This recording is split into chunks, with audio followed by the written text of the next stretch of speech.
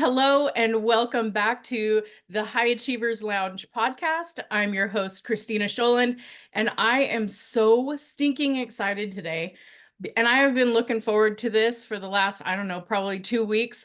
I have a special guest on today that I can't wait for him to share with you his story. And he's got a new book coming out. And I hope that you guys run to the link to order his book. I really hope that you give him your time to, he's got such an amazing story, and he's going to share with you how important forgiveness is in moving forward in your life. And I am going to leave everything to my friend, Dean Smith, who I met, we met about 4 years ago in a mastermind group, and I was totally inspired by his story. And I can't wait for him to share with you. Dean Smith, thank you so much for joining me today in the High Achievers Lounge. What an honor to be here. Thanks, Christina. So I bet there's people who are watching this right now and they just heard you say forgiveness. When he talks about forgiveness, and immediately you can picture walls of resistance just like fling. So if that's you, listener or viewer, I want you to know that when we get done, I truly believe you will have a different perspective about what forgiveness is. Because if we have the same definition, then anything I'm talking about that I was able to do, you're going to be able to do. If we have different definitions, I understand how the walls would go up, but I think the walls are going to easily come down when I'm able to explain myself, and thereby opening up a new possibility in your life, as in your entrepreneurial life, your creative life, your significant relationship. So stay tuned. Absolutely. Absolutely. Can you, okay, first of all, I would love for you to share a touch of your story, because your story is, it's quite jaw-dropping, but I feel that it is, here's why I really love that. I really want you to share part of your story, because there are people who can't understand the depths of forgiveness, whereas your story kind of, some people would be like, well, I could never do that. Yeah. And you did. And so like my thing, if you knew how many times I have thought about your story and shared your story over the last 4 years, because even for myself, thinking if somebody wrongs me, I'm like, oh, I'll never forget that. And then I think about it and I'm like, ooh, you know what? I really can forgive. And I don't have to necessarily, and I know you and I talked about it before, but I don't have to go to that person and tell them that I forgive them. But would you share your story, what brought you to the whole forgiveness factor? Yes. And you might even want to post our last interview together, which will be the long Ooh, version that's of a my great story. idea. If you're in for like the chilling, thrilling version, but I'll just sort of summarize my story.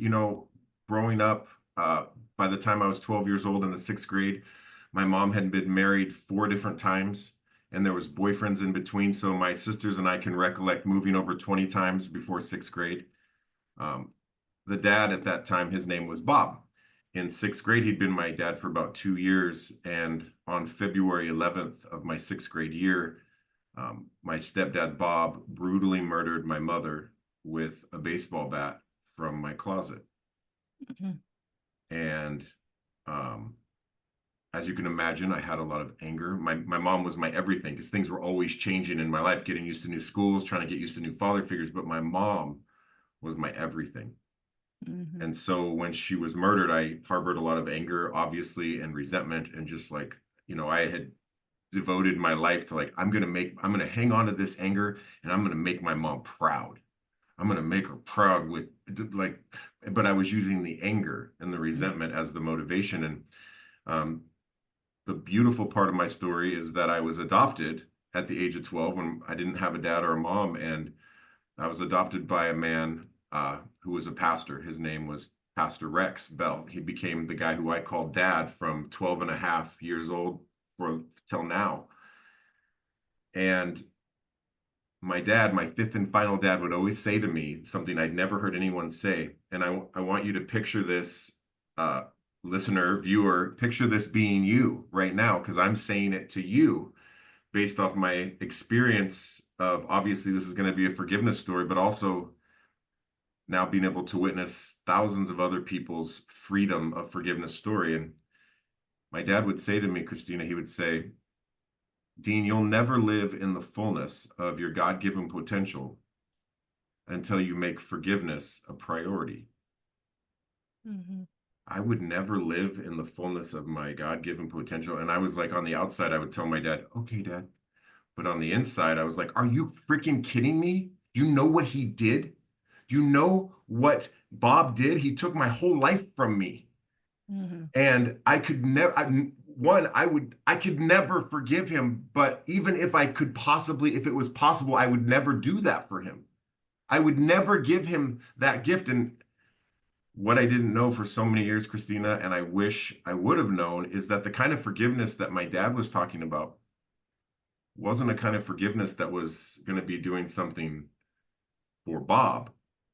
The kind of forgiveness that my dad was talking about was something I was going to be doing for myself. Mm-hmm. And the kind of forgiveness I'm talking about today is the same thing. You know, I see forgiveness, there's like a foundation of forgiveness, and then there's like you can build a house on the foundation or not. The foundation is personal forgiveness. That's what I'm talking about today. It's the journey between you and God, or you and a therapist or a counselor or a friend. It has nothing to do with your offender. It's personal. It's the Mm-hmm. healing that's happening in your thoughts and your emotions, in your heart, in your spirit. And then, if it's practical and appropriate, you work on the relational forgiveness. And that takes two to tango, though. It's not always practical, appropriate, it's not always safe, it's not always possible. Sometimes you're like, no, I'm feeling healed and I am free. I am unshackled from the burden of hate and anger, and I don't ever want to see that person again. So be it. But Mm-hmm. this is why anyone can forgive everyone for everything, because it doesn't necessitate going and talking to your Bob. We're talking about personal forgiveness today. And so for many years, I didn't need no stinking forgiveness, Christina. Mm-hmm. Junior high, high school, and even into my college years, because I had coping mechanisms. Oh Right. boy. And when I was younger, it was just being funny all the time and always being distracted. But when I got into college, all of a sudden I needed something a little stronger to deal with that inner turmoil. And I got really into drugs and alcohol. I got married at the age of 20 and divorced at the age of 22, because my wife thought she married a great pastor's kid and realized that she had married someone who was harboring things that caused me to always want to be anywhere but at home. And I take Mm-hmm. full responsibility for that. I was a jerk. And it was actually, though, and this is for all your listeners, and this is why it's so interesting that there are high achievers or people who want to be high achievers. Not only, and I know that if you're watching this, you don't just want to make a lot of money, you want to make an impact in people's lives. You want to make a Yeah. difference in people's lives. And so with that, so did I. And when I graduated from college, I was already divorced for a couple years. And my expectations, I mean, I'm going to get a good job. I'm going to help a lot of people. I'm going to make a lot of money. My expectations were here, and my reality was way down here. And Mm-hmm. it's many personal development things that I would do because I was really into personal development, like you right now watching this. But there was just something missing. I couldn't break through to this thing. I have this purpose. I have this vision. I can see these things I want to do, but I can't get myself to do them. And that's where I found myself. And it was like in my mid 20s when my dad's tormenting words came back to me that I would never live in the fullness of my God-given potential until I made forgiveness a priority. And so I began to do just that, not by calling Bob on the phone initially, but by going through specific things. For me, it was a spiritual development journey, my faith in God and my relationship with Him, and also some practical personal development things targeted towards the freedom of forgiveness. And to make a long story short, I was able to completely forgive Bob, the man who murdered my mom. I could think about him, I could know what he did. I'd be sad because I miss my mom, but I was free and unburdened Now, here's what I want you to picture for yourself. If you're watching this right now, imagine this like this physical thing, like in the absence of bitterness, in the absence of anger, in the absence of resentment, in the absence, by the way, of forgiving yourself, in the absence of shame, in the absence of guilt, in the absence of self condemnation,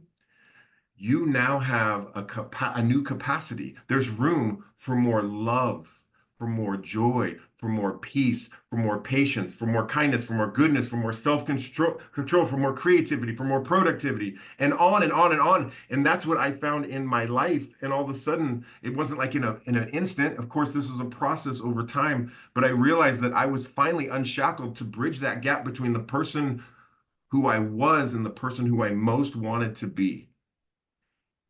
And here's Amen the to thing, that. Love that.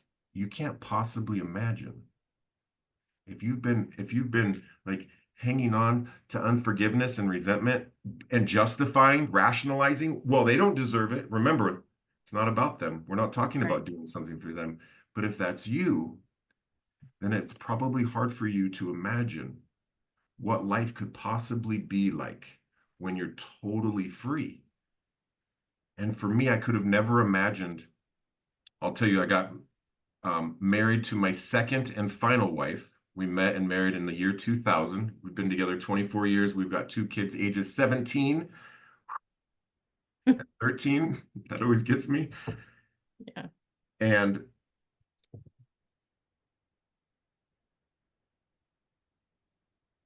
it was like in like about 2004. I remember I was free. I'd already forgiven. By the way, Bob got out of prison in 1997.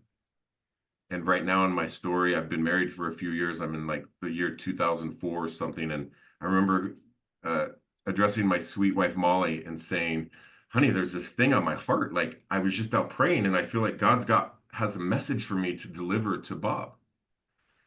And she's like, okay, you should tell him or you should track him down, I guess. And I did that like every 6 months. I kept having this revelation because in the absence of all of a sudden there was this something else. There was this compassion and a message I was supposed to bring to him.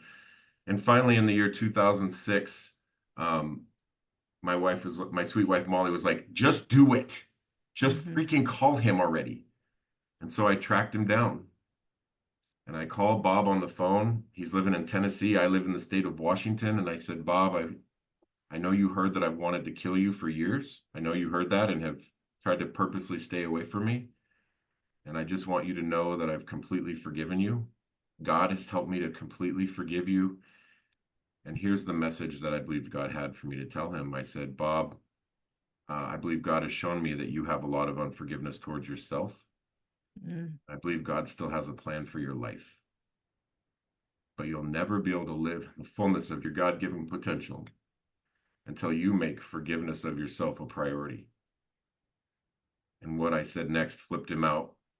I said, and if you'd let me help you, I'd love to help you experience the freedom that I found in a relationship with Jesus and making forgiveness a priority so that you can step in to God's purpose for your life.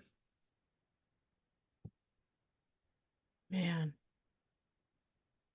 That was the day that he and I would say, became friends on the phone. And, uh, we were talking on the phone for like a year. And, well, first of all, so basically we reconciled on the phone. But Can I ask you what his he, reaction was? What were his words to you? there was a lot of quietness. He told Mm. me later that when he heard because because I remember the conversation verbatim. You don't forget Sure. conversations like this. Yeah.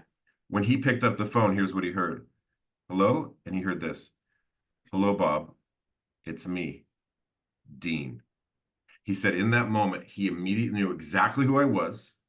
He could, between recognizing my voice, even though I was way older, obviously, and my name, he said he he opened his curtains to see if my car was out there had I found him and I was there to kill him. So he was very untrusting. Wow.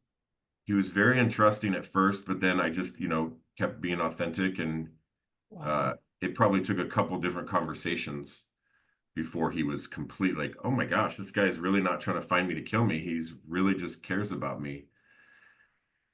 And about a year after talking to him, and trying to give him messages of freedom every few weeks, he stopped calling me back for 6 months and started focusing on all his words, lives that he had ruined. And he started focusing on all the things bad that he did. And instead of practicing forgiveness, he practiced self-condemnation and coping mechanisms.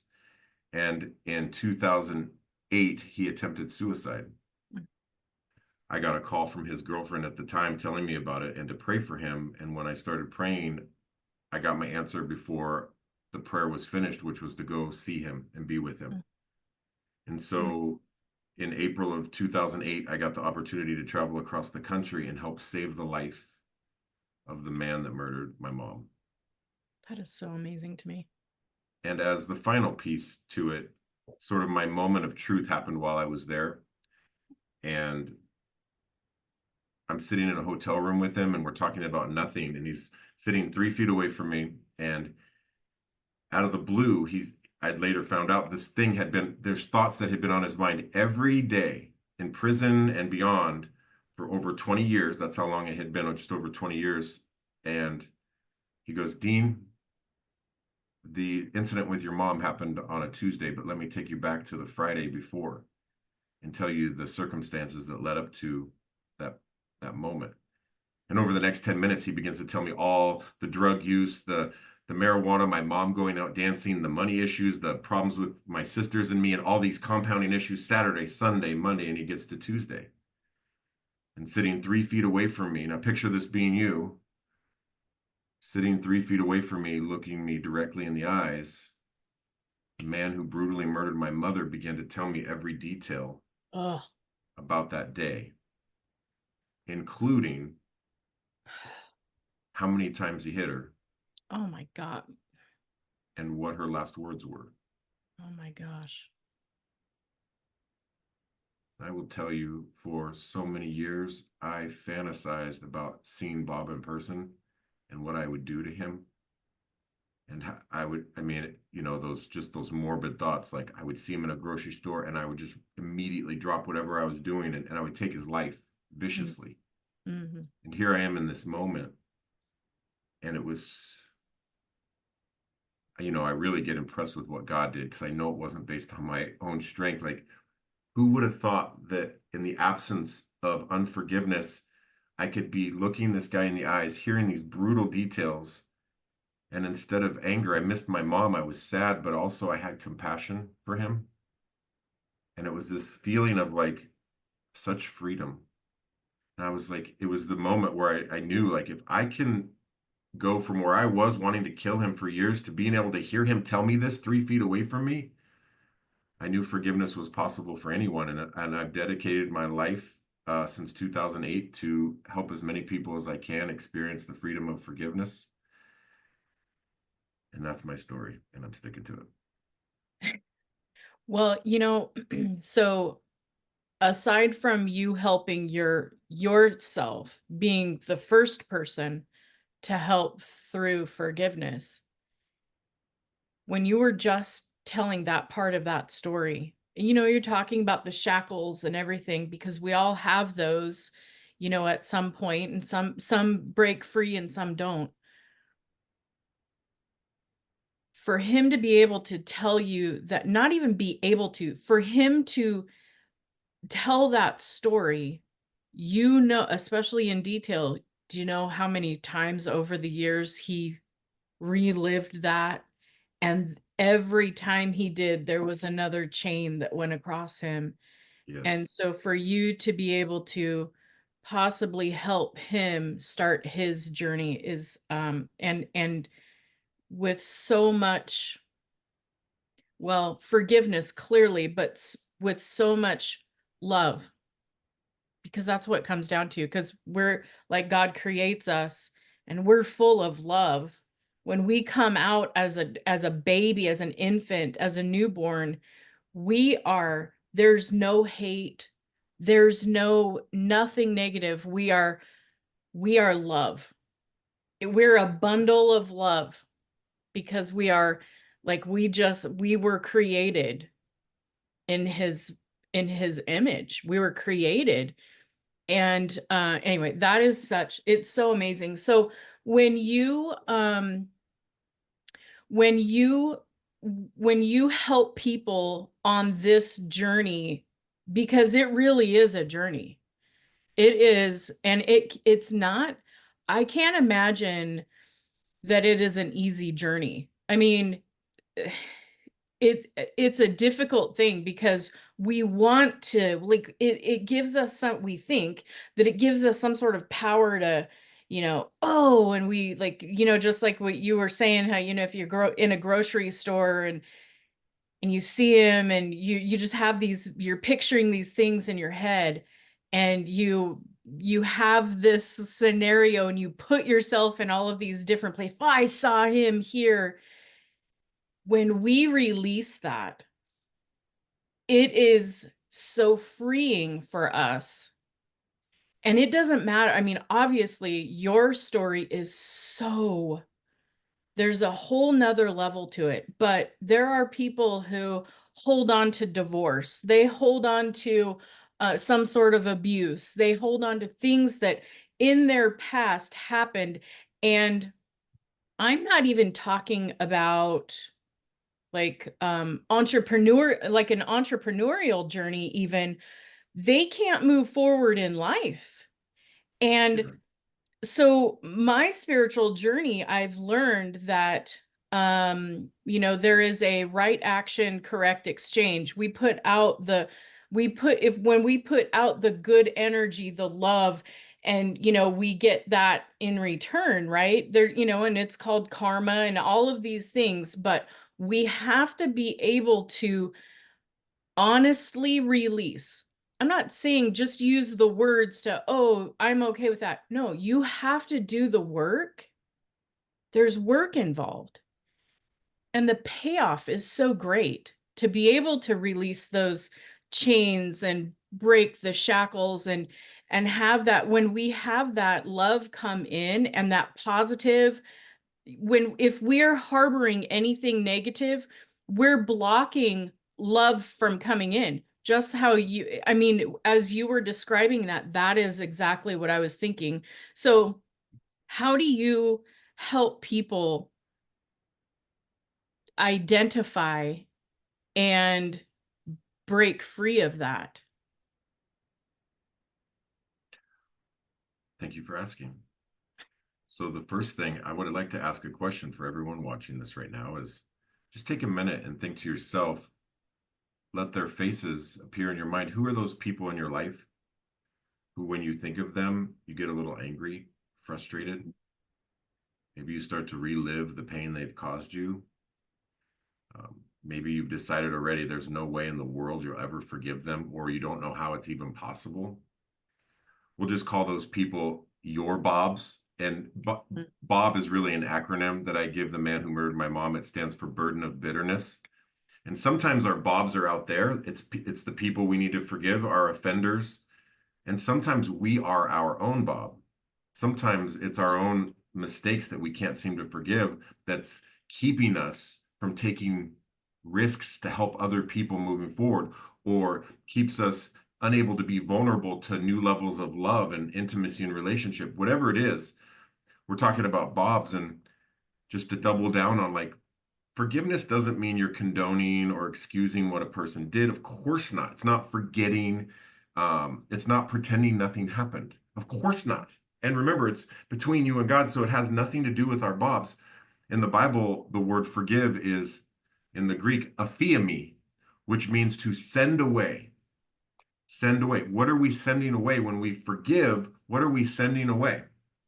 We're sending away bitterness, resentment, anger, guilt, condemnation, shame, all those things. We're sending it away. How do we send it away? And that's well, it's not easy, just like you said, Christina. So I've been so blessed to speak in hundreds of churches and Christian conferencey thingies around the world. And when you're with Christians, you think, well, they hear about Jesus dying on the cross.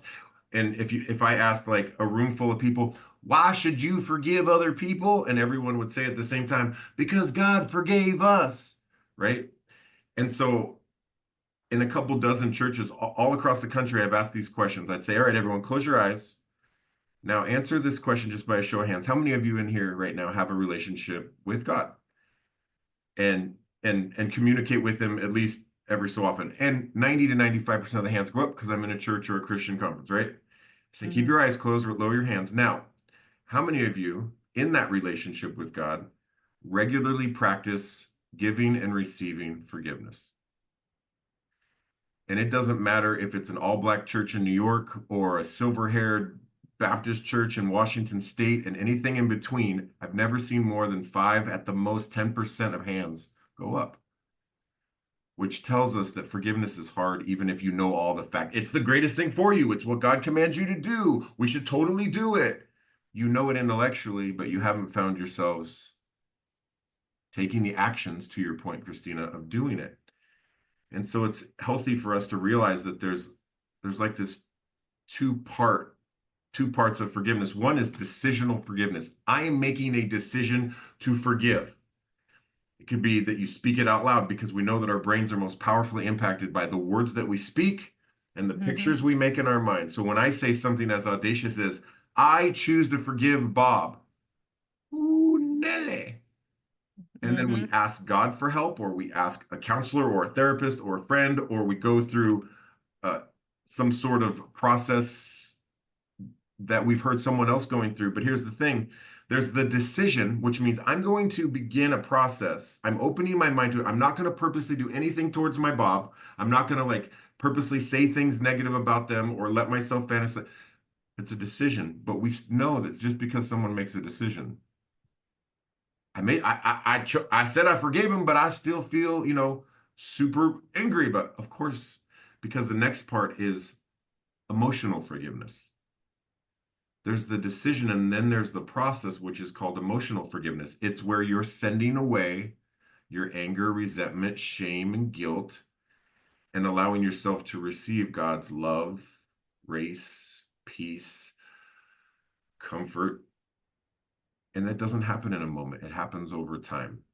It's Hmm. it's truly why I wrote the book I just wrote called The Forgiveness Habit as a devotional style book, where you learn a little bit each day, and then there's a little implementation, but it's just a little each day. Because when you've been hanging on to something so tight, it's not like, ah, it's so easy. Ah.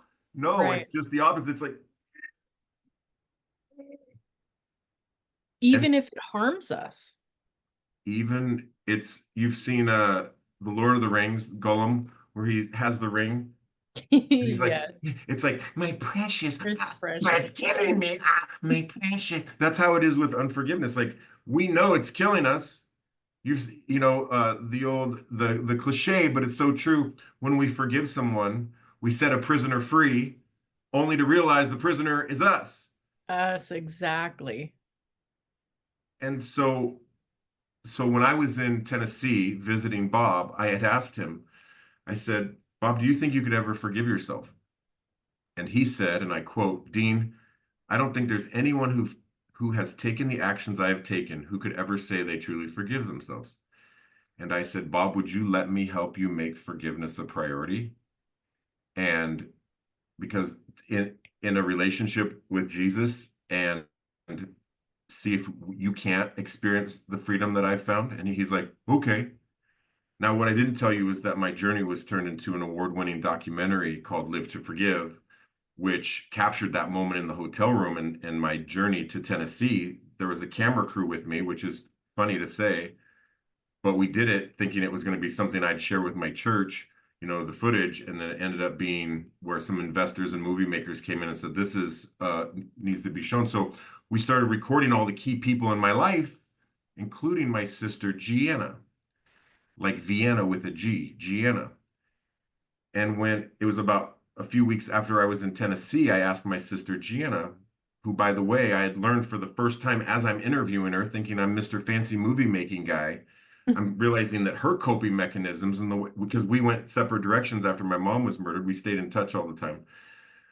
But her coping mechanisms were very unhealthy relationships and eating disorders and all this trial and tribulation. And when I asked her, do you think you could ever forgive Bob? She said, not only do I think I can't forgive him, but if I ever see him, I'll try to kill him. Hmm. And I said, would Gianna, would you please let me help you make forgiveness a priority in a relationship with Jesus so that you can help, so that you can experience the same freedom that I found? And she said, okay. Hmm. So fast forward one whole year from when I said it to Bob and Gianna to make forgiveness a priority.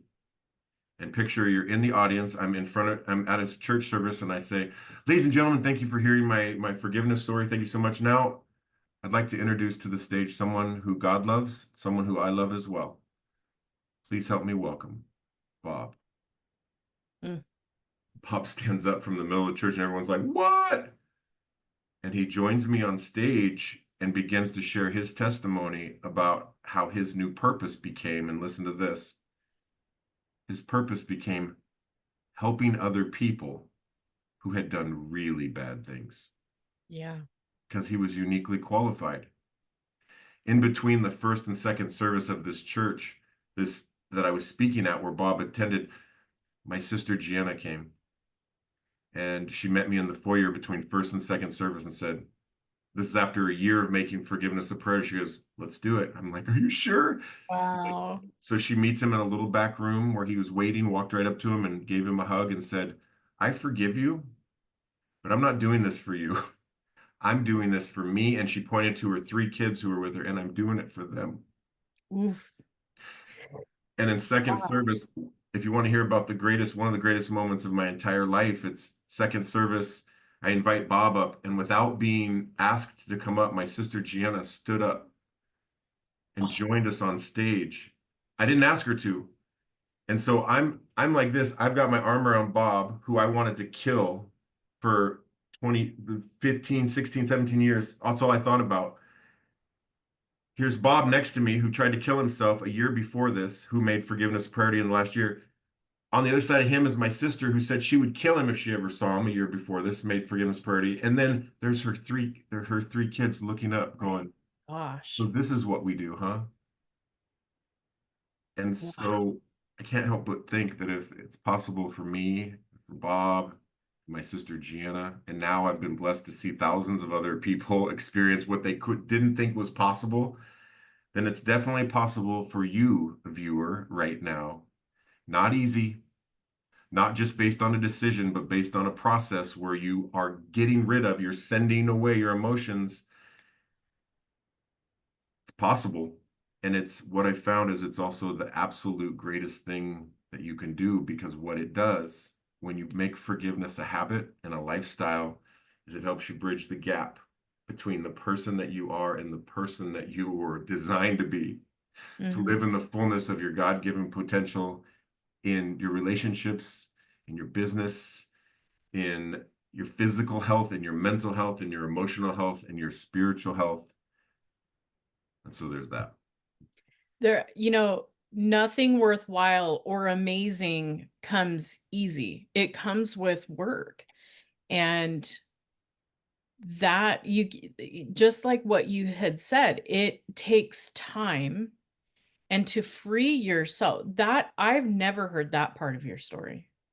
I Which mean, part? the part where when you bring your sister in, Mm, I don't remember that part. mm, yeah. And that to me is amazing. I love this so much. I'm so thankful that you're on.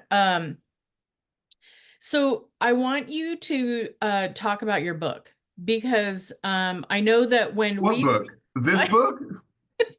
I know it's so weird. Um, so I know that when we met, we were in an elite mastermind group, and what amazing minds are in that. Like we made so many absolutely amazing connections in that Yes. group. I'm so grateful for it. And I remember, I feel like you might have talked about a book, but I remember thinking, man, he like just the whole story and the value. Value is such a cheap word to me. Like in this case, the impact that you can bring. And I was so thrilled when you had said that you were writing a book because I'm like, this is what needs to happen. Like Thank It you. needs to get out there so that you can reach so many other people, because there's so many people who are holding themselves back without even knowing it. They don't even know that they're harboring these ill feelings. And if I can share really quickly, and I know that we've heard this story in so many different areas. I hear it on podcasts and all that. But there's two people, siblings, who grow up in the same household. And there's abuse and drugs and all of that, and one grows up and becomes a millionaire, successful, and all of this. And they're asked, well, what brought you here? Well, I was raised by a drug addict and abuse and da da da da. Well, like, what other choice did I have? And the other sibling is in prison or like drugs and all of that. Well, when they're asked, well, growing up, there was abuse and drugs and all of that. What choice did I make, or what choice did I have? Mm. And we have a choice.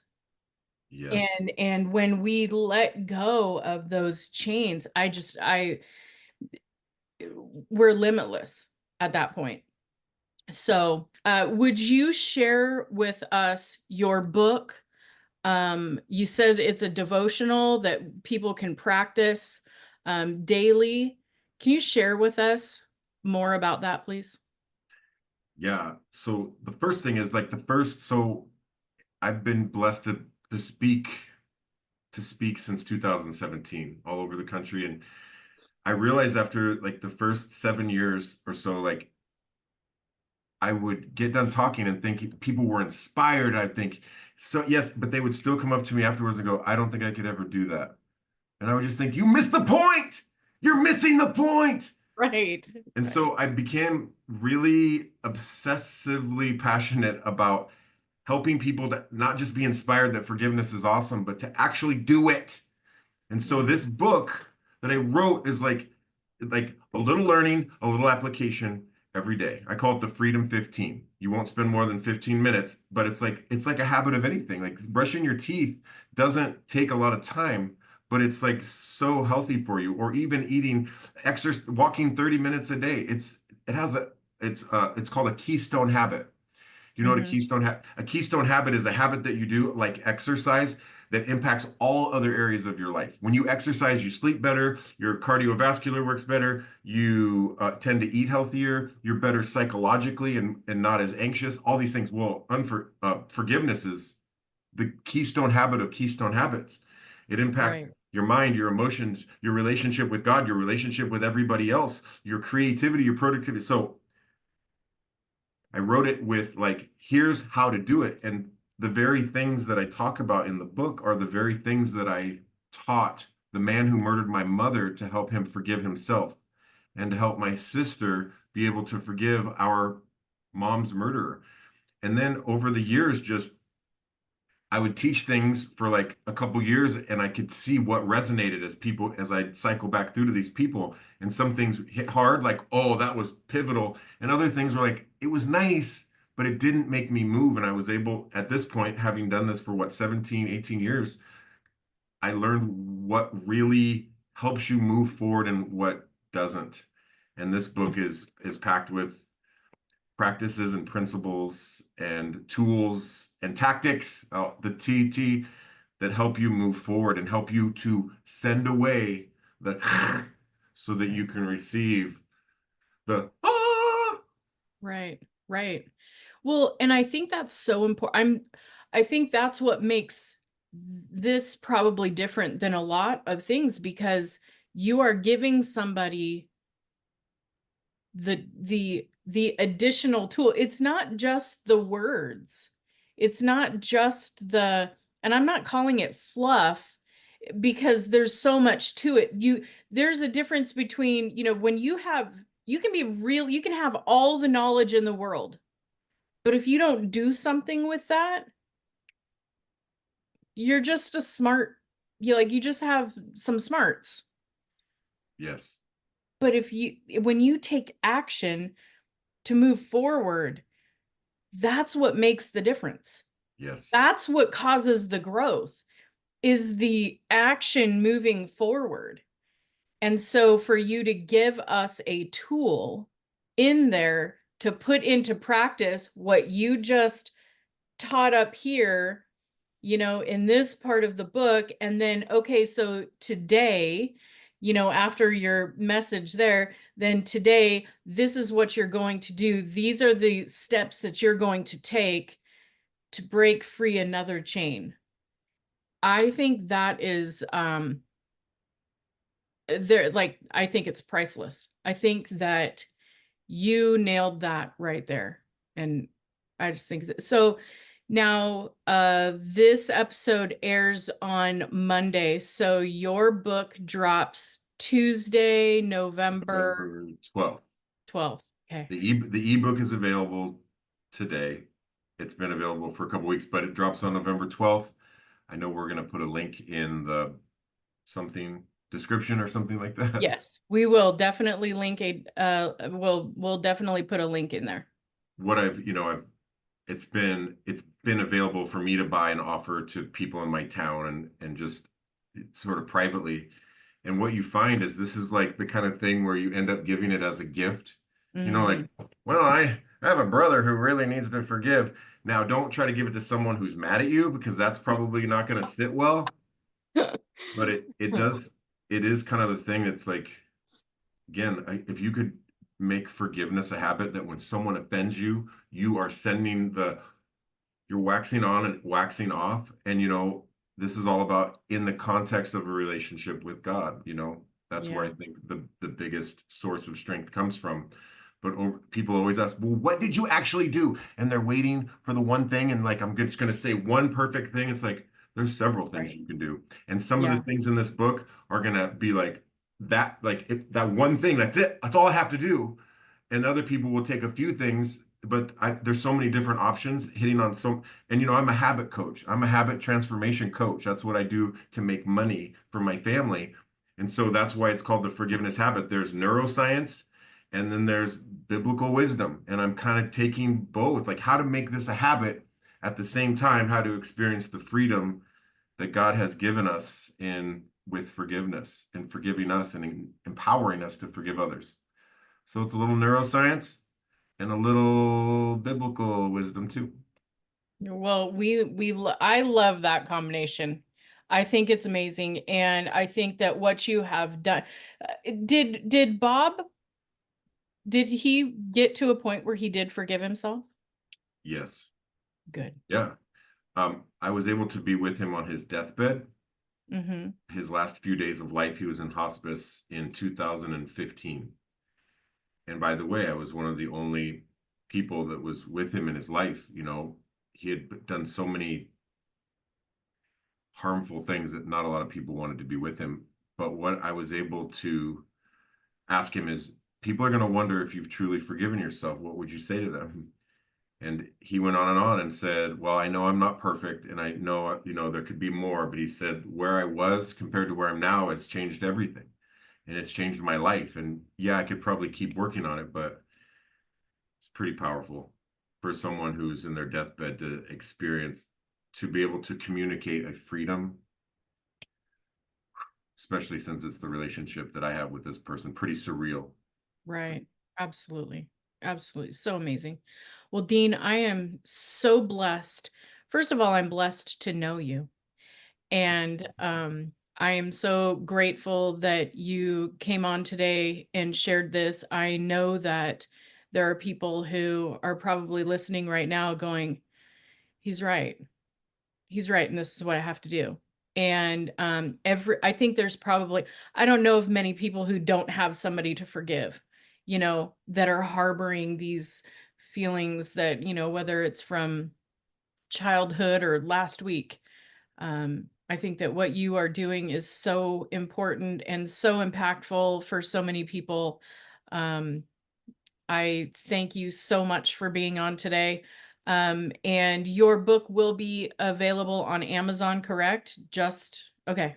Just making sure. We will provide the link to it. And there is also, if you missed it, there is also an ebook. So I hope that everybody runs and grabs their copy today. All right. Thank you for tuning in today to the High Achievers Lounge, and we will see you on our next episode next week. Take care, everybody.